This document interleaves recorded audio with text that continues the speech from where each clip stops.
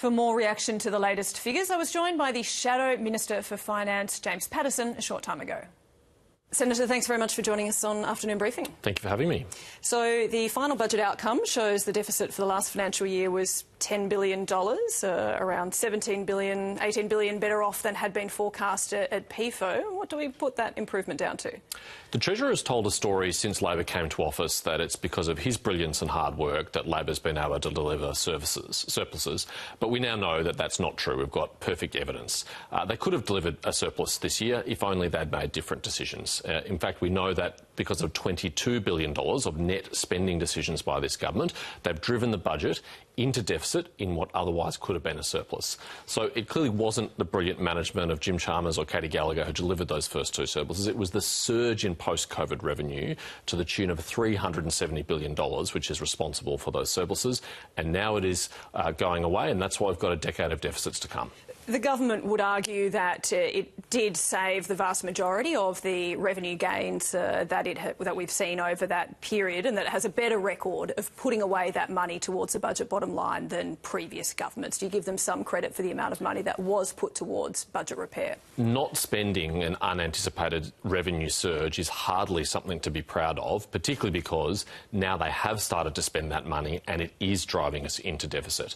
This could have been a $12 billion surplus this year had they not proceeded with those $22 billion of net spending instead of being a $10 billion deficit. Some of that spending was on things like cost of living relief, which households have certainly benefited from at a really difficult time. There's lots of choices governments have to make, isn't it? You're absolutely right. But one of the disciplines that the previous coalition government imposed on themselves, which allowed us to get the budget back to balance in 2019, was that every dollar of new spending have to be offset by a saving elsewhere. So we're not necessarily quibbling with the spending that Labor has done. Not every single one of those things we disagree with. Some of them we might. But had they found the savings elsewhere, they could have delivered that cost of living relief and a budget surplus. And they've made choices which have prevented them from delivering a budget surplus. This is a Labor deficit, and we've now got a decade of Labor deficits to come and $1.2 trillion of debt at the end of the next term. Now, that's a huge burden to leave the next generation. Part of the reason we're seeing these revenue upgrades is because we're getting higher company tax and we're getting higher income tax revenue. Is that a sign that the economy and wages are improving? Well, the primary reason why we're getting higher income tax revenue is because of bracket creep. Australians' wages have gone up due to inflation, but they're not any better off because their cost of living has risen even faster, and now they're paying more tax because they've been pushed into a higher tax bracket. And so the secret behind Jim Chalmers' surpluses has come off the backs of the hard work of Australians and their living standards, which have gone backwards on his watch. Yes, it's true, company profits are up, and that's a good thing, and that's partly related to elevated commodity prices. The iron ore price, for example, has been much higher than the very conservative forecast that Treasury has been making. And so Jim Chalmers and Katie Gallagher get to play this trick at every end of financial year and say, oh, well, the budget's in a better position than we forecast it would be. Well, of course, if you have very conservative commodity price assumptions, then that's something that just about every Treasurer in the Australian government has done. Indeed, and so I'm not singling that out as a particularly egregious, public policy issue, but let's not pretend, let's not play the game that some brilliant decision-making by the government has got us to this place. Actually, it's just conservative forecasts on revenue and people paying higher taxes. When it comes to income tax and bracket creep, the government has introduced income tax cuts for the lowest tax bracket. It's going to go from 16% down to 15%, down to 14%. So it's addressing the very issue you're identifying here, aren't they? Only partially. That gives back a tiny fraction of the tens of billions of dollars extra that Jim Chalmers and Katie Gallagher are taking from Australians in higher taxes. They're patting themselves on the back for giving Australians cents on the dollar back on the higher taxes they've paid. If they're really serious about bracket creep, they would do something like indexing income tax thresholds to inflation. Is that something you'd like to do? Well, this is the start of the parliamentary term, and I can't make policy pronouncements at this stage, but at the back end of the term, we'll absolutely be looking at tax reform that returns to Australians the hard money that they've worked hard for and earned. Market expectations are that the Reserve Bank is going to keep interest rates on hold tomorrow. What does that tell us about the state of the economy? There have been two worrying prints of monthly inflation data over the last 2 months that have indicated that inflation is higher than the Reserve Bank had forecast it would be. I don't want to overplay it because they are just monthly numbers and they can be volatile, but we will get the quarterly numbers at the end of next month, which will give us a better idea of how we're travelling. But it does appear that there's the last mile of sticky inflation, inflation, which is being very difficult to eradicate, or there may even be a tick up in inflation. Now, if that's true, what it means is that the interest rate cuts that many Australians were banking on may not come, and that elevated household financial pain will continue, which would be really troubling. And it is another reason why prudent fiscal management from Canberra is very important, because that does take the pressure off inflation.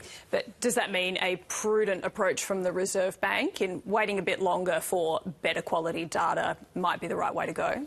Look, I think there's a good practice of politicians not becoming commentators on the independent Reserve Bank's decision-making. I'll happily respond to it once they've made it, but I don't want to forecast what they might do. Yeah, fair enough.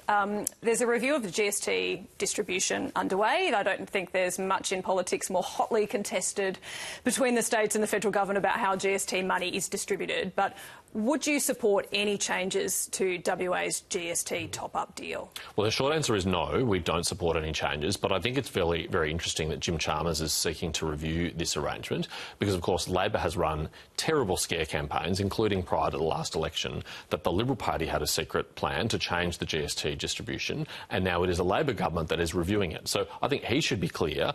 Is that on the table? Will he take away WA's GST? Will he make it different arrangements to accommodate his Labor treasurers in places like New South Wales have been very vocal about this? Or is this just a review for no purpose at all? Is it going to make any change at all? You've been very clear that you think the government needs to be very careful in its spending and that unnecessary spending should be limited. Surely the WA GST top-up deal is exactly the kind of spending program you should be looking at if you want a more prudent budget. Look, I certainly understand why economists are critical of this policy, but actually it's not just for WA. It applies to any state that would fall below 70 cents in the dollar of GST. And it's based on the realistically, no other states are in that category, are they? Well, they might hope to be in the future if they have WA-style economic success. Maybe there's some other states, if they took advantage of their natural resources, like Victoria has, but has chosen not to, that would be in a better fiscal position that would benefit from a policy like this. We're not proposing to change it, though, because we think the principle is important, that you should get back a reasonable amount of what your state pays in GST. Maybe not every cent in the dollar, but 70 cents in the dollar is a reasonable floor that states should be getting back in return for what they pay. When it comes to the federal government and state governments working together to support industry, we've seen a fair bit of bailing out already when it comes to Whyalla, when it comes to Neostar.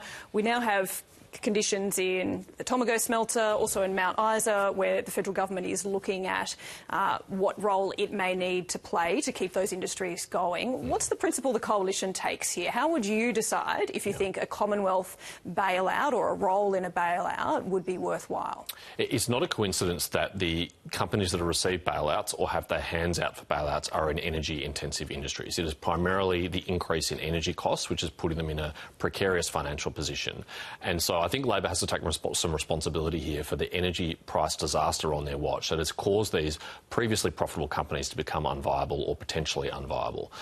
We think they're strategically important industries. I would much rather reduce their energy bills than to bail them out with taxpayers' money, but I think it would be damaging for Australia if we lost them simply because of higher energy prices. So I think we have to look at what we can do to get them through these difficult periods, but then I'm much more interested in solving the holistic problems, whether that's with red tape or regulation or high energy costs, to make sure that they can be internationally competitive and don't require an ongoing taxpayer subsidy. But would you recognise that for a lot of these circumstances, the crunch time is in the next year or two, so bringing down energy prices through market mechanisms is probably going to be pretty hard to achieve in that time frame? Does that make a Commonwealth and state government bailouts necessary? Well, sadly, I think you're right. I don't think we can solve this energy market mess overnight, and Labor doesn't have any plans to do it anyway. So unfortunately, I think it is going to be necessary to get these companies through that period with taxpayer assistance, although I think we should set a high bar as to who qualifies for taxpayer assistance, because we do not want to be in a position as a country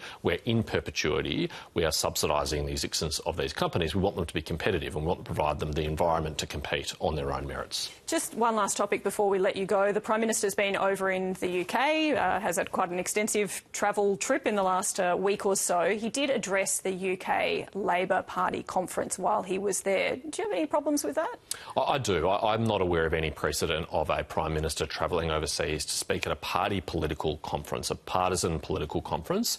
And I think that the Prime Minister had legitimate business in New York. He had legitimate business in the UK, including his meetings with government. But this side trip to a political conference is inappropriate, and frankly I think the Labor Party should be picking up the tab for that, not taxpayers, because it starts to look like this is a taxpayer-funded victory lap for a Prime Minister on a partisan basis. I think that's reckless for our foreign policy and not a fair and appropriate use of taxpayers' money. We've seen Labor MPs point to Scott Morrison being with Donald Trump at a Visy plant in Ohio back in the first Trump administration, which was effectively a MAGA rally, and saying, look, Scott Morrison did it, how is this any different? Do you think they're materially different circumstances? Well, except that all of those Labor MPs, the Prime Minister included, were highly critical of Scott Morrison to do that. So at the very least, they're guilty of gross hypocrisy here. The Prime Minister's personally guilty of that.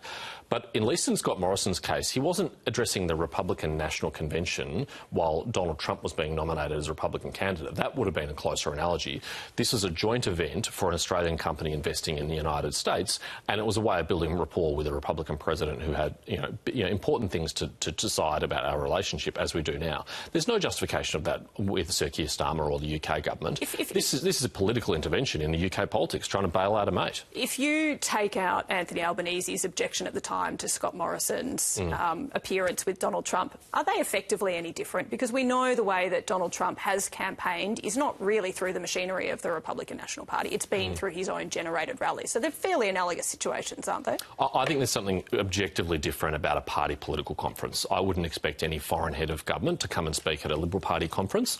They might do an event with our leaders while they're in our country, but doing it at a party political conference is very different. And I think it was an explicitly political speech. Everyone knows that Keir Starmer is in a difficult domestic political situation, and Anthony Albanese effectively came to rally the troops behind a mate who's suffering domestic political stress. Now, how does that help Australia if there's a change of government in the UK in the future? How will they judge their relationship with the Albanese government based on this partisan domestic intervention? And how should we judge our taxpayers' money being spent for that purpose? He met with Kemi Badenoch when he was there, the head of the Conservative Party. Should he have met with Nigel Farage?